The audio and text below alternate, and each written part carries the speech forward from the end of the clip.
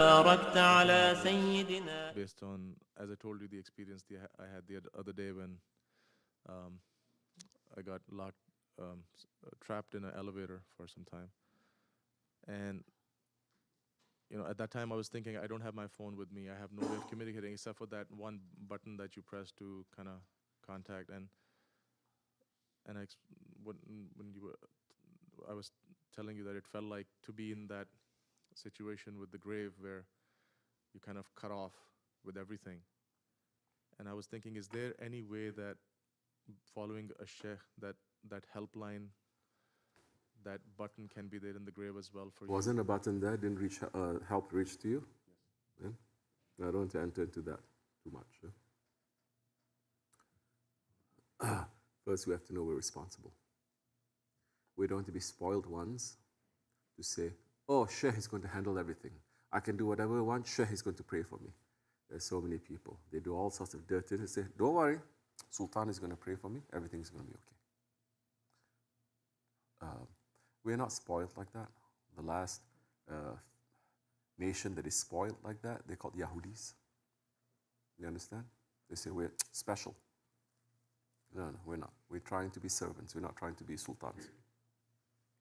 So first we have to understand responsibility.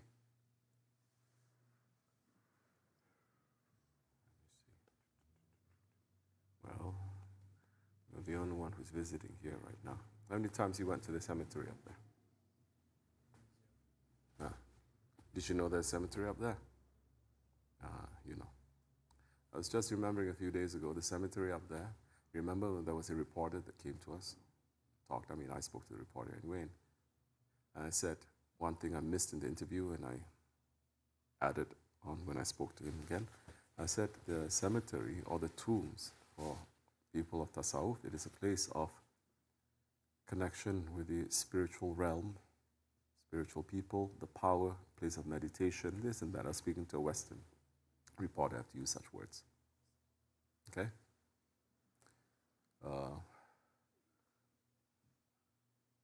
Don't be lazy, basic ones who go to tombs just to ask. Going there like a beggar, just asking. Joli bardo, Joli bardo. You understand? Then you're just being stupid. Yeah, of course, we're helpless ones, we ask. But we're following the sunnah of the Sahabi Kiram, no? Sahabi Kiram, they just go to the Prophet and say, Joli bardo, Joli bardo. They go like that. That one who says Joli bardo, he will not even spend $5 in the way of the Prophet. If you are following properly, then that time, as the khutbah is saying, you give up everything, you sacrifice everything. You not ask, you give. You not ask. And people start taking from you, people start taking advantage of you, but you say, this is my nature, I cannot. That's the time you understand who is Ahlul Bayt or not. Because the Holy Prophet did ask when he gathered his Sahabis together. He said, if you help someone and someone betray you, he apologized. Would you forgive him? He said, yes. Would you help him again? Half of them say yes, half of them say no. The Prophet went on. You help him, he betray you again. He apologized again. Would you accept his apology? And he asked you help again. Would you help him? Out of that half, another half say yes, another half say no. Prophet went on. Less and less and less of the Sahabis said they would do that, except for Hazrat Ali. And he was the only one left standing. And the Prophet repeated that, and he said yes. Repeated that, and he said yes. And he says, Ya Rasulullah, it is known to you that if you ask me that question until Judgment Day, my answer will always be yes. You understand? They don't take, they don't steal. Unless you come from a line of thieves, then it's in your nature. You will not even say it's stealing. You'll say, oh, it's nobody's claiming it. It's lying around. Or it's my right. Or this or that. You understand? So, we want to be responsible. So look, Don't look at anything else. Don't look at new ideas about Sufism or Tasawwuf. Look at the Sahabi Kiram. It's our role models. They don't take and take. Even those Ahli Sufa who have nothing, they don't sit around that people think, I want to become Ahli Sufa, I'm going to run away from all responsibilities, not take care of my children, my wives, but I'm just going to sit in masjid and make zikr and the whole society has to feed me and take care of me. No. You don't really have that kind of tradition in the Ottoman society. They reserve that only for people who lost their minds. And lost their minds, not crazy, mazook. Crazy for Allah's sake. Those who just went crazy, yeah. And there were tests for them, and they all have to carry the responsibilities of every sane person. So we have to look at what is our responsibility. As a believer, don't look at your responsibility. My responsibility is just me, myself. There's also responsibility, Ani, right? Take care of yourself. Me and those that I love. Okay, that's also a responsibility. MashaAllah, am I supposed to give you a medal? Kafir is also doing that. Me, my family, and those that I love, and my own people. Subhanallah. What do you want me to do? Roll out the red carpet because you're being tribalistic? Even up to today, I will not go to this sheikh, I will not go to this jamaat, I will not go because they're not Pakistani, because they're not Turkish, because they're not black, because they're not white. You understand?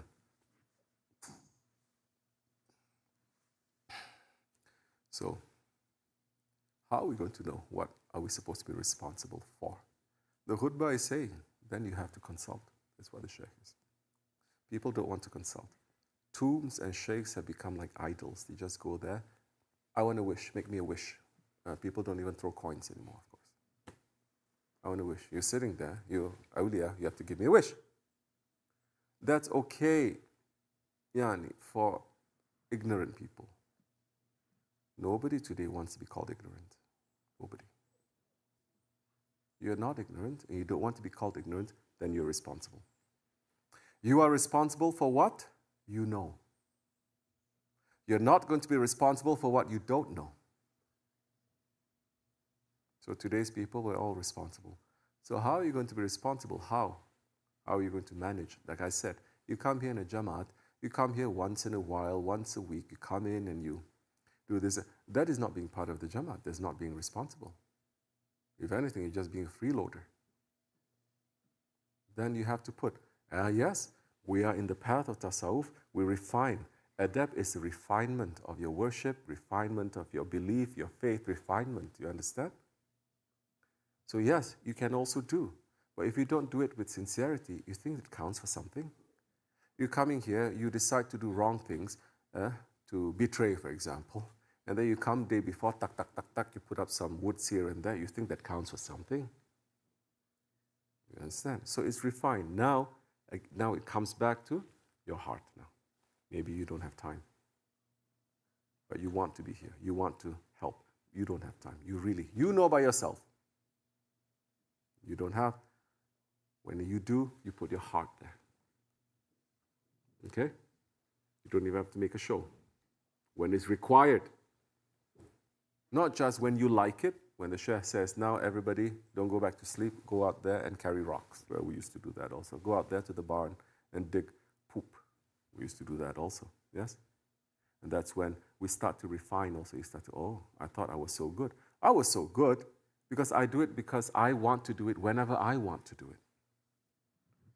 But I'm not so good. I'm cursing when I don't want to do it. But my sheikh tells me you have to do it. That is training. That's not testing. That's not a test. That's training. Now go.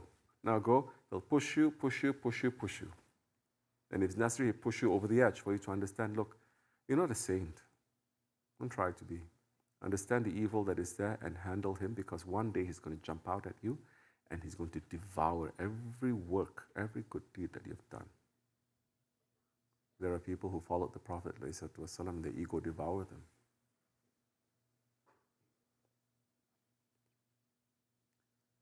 So this is when you refine. Yes, you start to help, you start to serve, you start to do. He watches. The sheikh watches. The sheikh may watch, and the sheikh may pretend not to watch. Or he may pretend not to watch, but he watches. He pretends not to watch you doing things. And then later he's saying, you're not doing anything. You get so angry. Yes, I'm doing something. I'm doing all these things again. Oh, he finished. He lost. Of course not. You start having that kind of arrogance.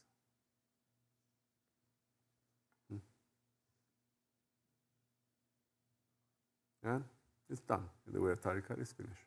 What next? That these stories that Shaykh Effendi is telling us is not for nothing. It is for us to understand how high this way is and how dangerous and how careful we have to be. Don't take this way for cheap. That time, if you acknowledge your own helplessness and you seek help and you ask to be guided, yes, that time, yes, we'll be in safety. You become arrogant and you say, it's not for me. You become more superior, you start to look down on people, you start to, then that's the time you lose and you lose and you lose. Shaykh Effendi told us a story of a man who fasted every single day in his life. Every day, except for the holy days where it is forbidden for him. Every day he fasted. Shaitan was like, how am I going to trick him? How am I going to take away all his sawab? Man is over 80, 60, let's say 60 years old. All his life is fasting. So that man was called Abid, the person who worships a lot. A man may even be called a zuhud. He doesn't need too much from this world. However, that man was not trained by a saint, by a sheikh, trained to understand the tricks and traps of shaitan and ego. They're different. You worship, but you don't know the tricks and traps of the ego and shaitan, they will trick you. So Shaykh Effendi was saying the story. Evening time, everyone's queuing up, lining up to get some bread. Man was there also, waiting for Maghrib time to come. Shaitan then appeared in a man's form behind him. Line was slow. And Shaitan was saying, hurry up. Why is it so slow? Hey, hurry up. This old man was fasting, making zikr. They ignore him. Shaitan, hurry up, right? Time is entering. And he's wondering, why is he saying things like that? And Shaitan again saying, hurry up, time is entering. I have to break my fast. I have to get some bread. I have to break my fast. Otherwise, I have nothing to break my fast. And the old man couldn't stand it any longer. Turned and says, what kind of an idiot you are? I fasted all my life and I'm patient. And you fast for one day and you're making so much noise? Shaitan looked at him and says, Salaam alaikum. Good, I got everything now. Do we understand how easy it is for our good deeds to be taken away from us? Do we believe this? If we believe this, then we're going to take care of our anger, our stubbornness, our envy, and our arrogance. We'll take care of it. But look, we're going to be careful. So, President may not have much time, but the time that he has, his heart will be there. The heart will always show here. All right? So then you understand, now my responsibilities is never ending. It doesn't end. Maybe my hand can only reach this much, but I know it doesn't end.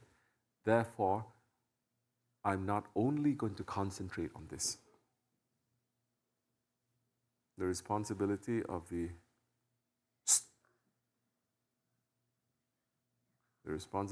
Holy Prophet ﷺ is towards who? The Ummah. Primary responsibility towards the Ummah. Those who are following him, how can we say the Ummah doesn't concern us? Where can your hand reach now? Where in this Jamaat, our hands can reach to each other. Maybe it cannot reach further. Maybe it cannot reach to so many places where they deserve help. But your hand can reach here. Then you ask yourself, how much is it reaching? Understand, we're all going to be questioned. This is part of our obligation. No?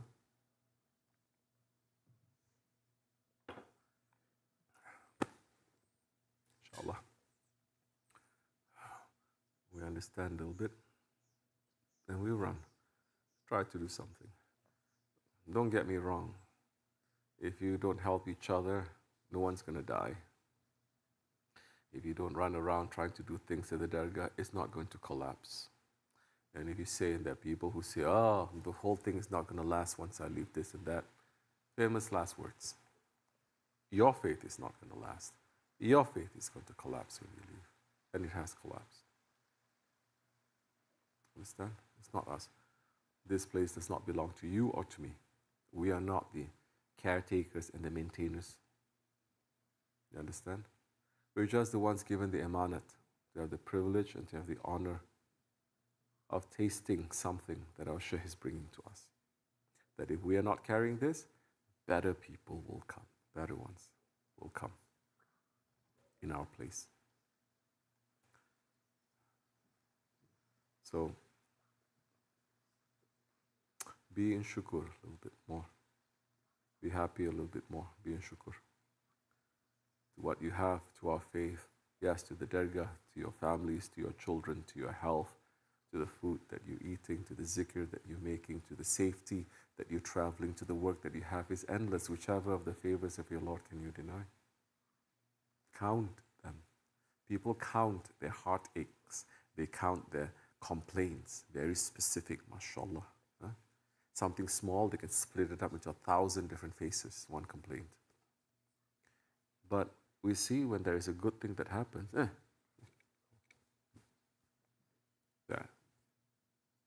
Non-stop, they will tell me, oh, this. Okay. Once the problem is fixed, nothing. It's ghaflat, yes, we know. Nothing. You cannot. And I'm not saying, oh, okay, I will never ask you again. That's also ego.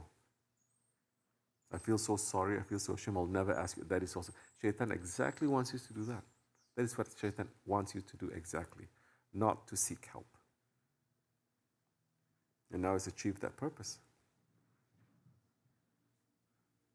So, we should be awake, should be more aware. Go up the cemetery sometimes. Before you leave, go up, sit, offer some Fatiha, do something there. None of you brought him up also, huh? You, Skanda? And how many times you go up? All of you.